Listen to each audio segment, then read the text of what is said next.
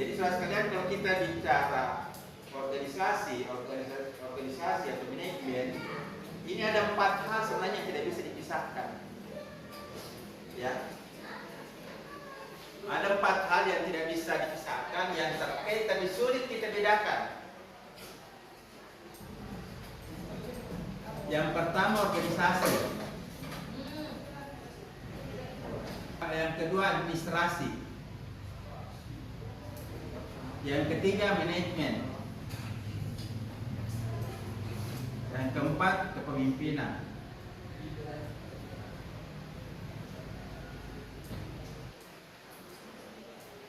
Nah, saudara sekalian, 4 hal ini sebenarnya selalu ada dalam sebuah organisasi. Tapi ini semacam level-level atau struktur yang harus kita pahami, bahwa setiap istilah-istilah ini punya arti, punya konsep atau pelaksanaan yang berbeda. Nah, kita mulai dari organisasi, ya. Jadi saudara sekalian, organisasi ini adalah kerjasama beberapa orang untuk mencapai tujuan. Kerjasama beberapa orang untuk mencapai tujuan. Kalau dia kata sifat atau kata kerja, dia kerjasama. Kalau dia kata benda, dia bisa menjadi wadah. Seperti negara, perusahaan, ormas, partai politik, itu organisasi. Tapi dia dalam kata benda, dia wadah. Tapi inti organisasi adalah kerjasama 2 orang atau lebih. Biasa kita memahami organisasi itu sebagai satu wadah. Itu tidak salah, tapi yang lebih tepat, organisasi itu adalah kerjasama orang-orang yang ada di dalam wadah itu. Kemudian yang kedua, administrasi. Ya. Administrasi ini adalah pengelolaan kerjasama untuk melihat ke depan filosofi bagaimana menyatukan sumber daya. Itu adalah fungsi-fungsi administrasi. Jadi di sini lebih kepada filosofi, tujuan, kerjasama, bagaimana itu dilakukan. Administrasi. Ini pengertian administrasi. Jadi kalau ada kerjasama, ada organisasi, pasti di dalamnya ada administrasi. Kita memahami administrasi selama ini itu sebagai tata buku atau tata usaha, ya. Itu pengertian administrasi secara teknis, secara sempit. Tapi pengertian administrasi secara umum adalah pengelolaan kerjasama itu secara filosofi untuk mencapai tujuan dalam satu kerjasama yang memang kita sudah atur sedemikian rupa. Karena itu sering kita dengar misalnya istilah administratur pelabuhan. Ya, dia tidak dalam manajemen pelabuhan, dia administratur pelabuhan, administratur rumah sakit. Jadi administrasi ini banyak dipakai untuk menunjukkan satu pengelolaan pada sebuah organisasi. Jadi kalau kita mau berikan gambar, ya, saya itu kalau menjelaskan selalu memberikan gambar karena modus berpikir saya itu visual, ya. Jadi ini organisasi. Kemudian di dalamnya ada administrasi. Jadi dia level kedua. Tapi pengertian administrasi menurut ahli itu banyak, ya. Saya tidak buka itu bukunya, ya. Yang jelas intinya administrasi adalah pengelolaan secara filosofi yang kepanjang untuk mencapai tujuan. Nah, kemudian di sini ada manajemen di lapisan ketiga. Manajemen adalah pengelolaan secara teknis, pengaturan secara teknis. Makanya kalau kita bicara manajemen, kita bicara minimal POAC, POAC. Apa itu? Planning, organizing, actuating, controlling. Ini teknis. Planning, organizing, actuating, controlling. Manajemen ini banyak sekali, ya. Kalau kita lihat para ahli, POP, planning, organizing, actuating, controlling. Perencanaan, kemudian penyusunan, pengaturan, actuating, pelaksanaan, controlling, pengontrolan, gitu ya, pengendalian.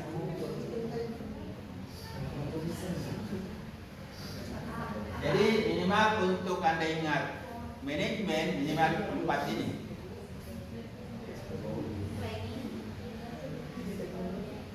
Jadi administrasi itu lebih kepada bagaimana memahami luar lingkup mengelola organisasi secara keseluruhan. Sementara bagaimana melaksanakan administrasi secara teknis itu dilakukan oleh manajemen secara teknis. Oke. Jadi manajemen lebih kecil daripada administrasi. Nah, setelah kita memahami manajemen, maka struktur yang keempat adalah kepemimpinan. Di sini leadership.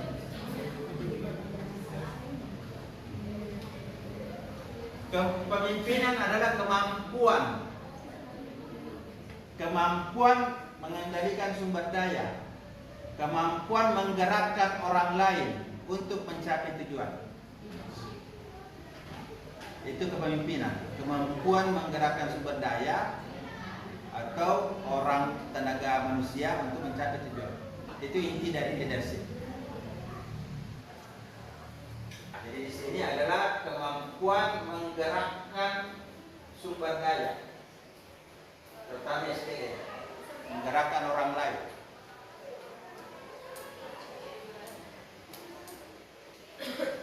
Ya, saudara sekalian, sebenarnya 4 ini tidak bisa kita pisahkan antara organisasi, administrasi, manajemen, dan kepemimpinan.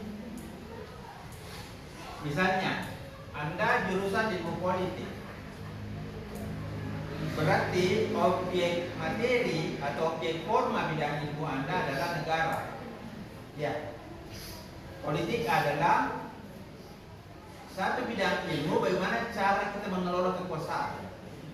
Kekuasaan yang masuk itu adalah kekuasaan negara.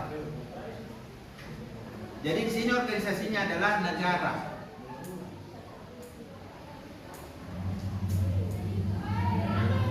Siapa yang mengelola organisasi ini?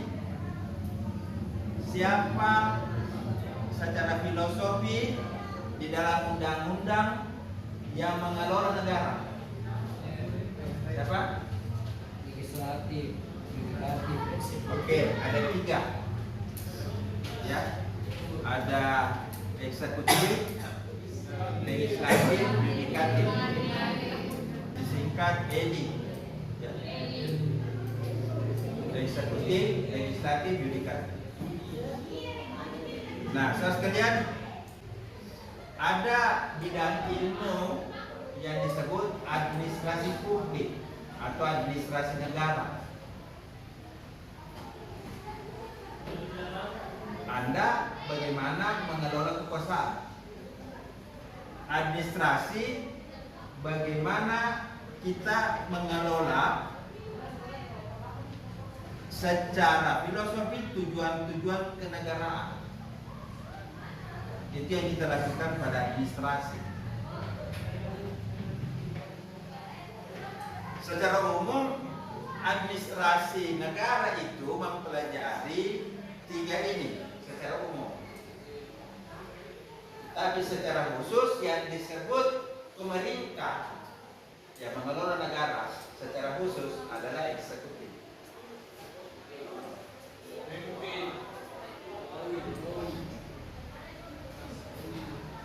Oke.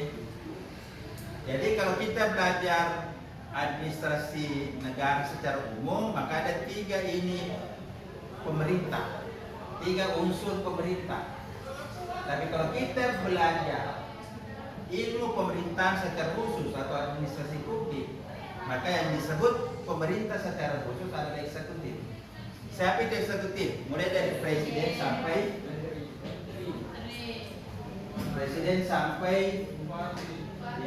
sampai RT.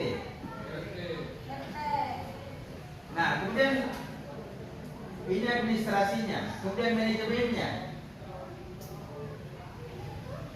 Nah, manajemennya ini ada namanya kabinet, ada namanya GBHN, ya, ada namanya program-program pemerintah.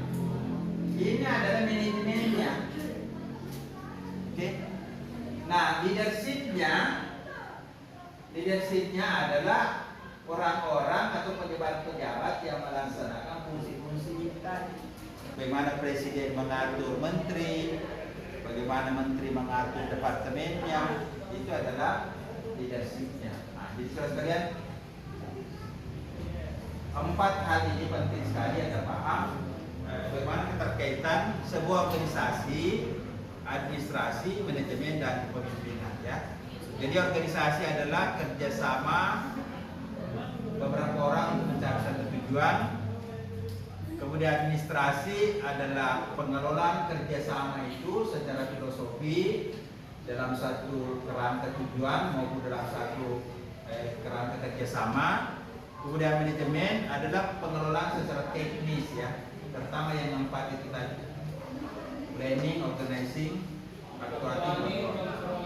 Kemudian kepemimpinan adalah kemampuan mengendalikan sumber daya untuk menggerakkan orang lain, menggerakkan sumber daya. Materi ini jarang diberikan, ya. Karena itu ini berkaitan dengan bidang keilmuan Anda sebagai mahasiswa ilmu politik. Ini sengaja saya berikan ini, strukturnya ini, ya, supaya nanti Anda paham.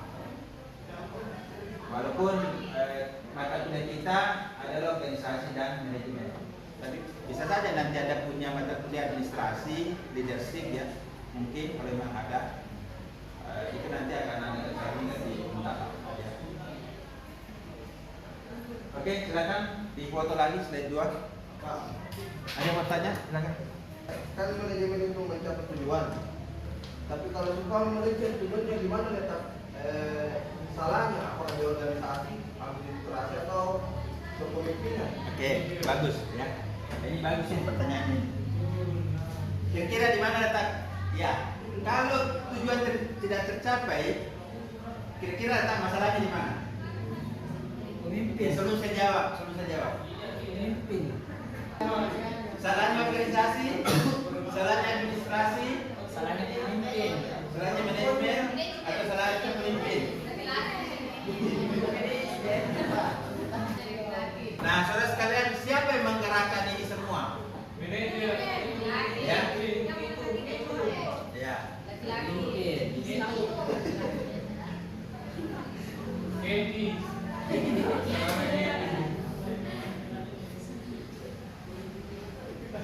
Bagus pertanyaan. Jadi yang pertama bertanggung jawab untuk mencapai tujuan organisasi adalah pemimpin. Karena dialah yang diberikan kuasa untuk menggerakkan sumber daya dan orang-orang untuk mencapai tujuan. Misalnya, bagaimana tujuan negara, tujuan pemerintah bisa tercapai, itu ditentukan oleh presiden.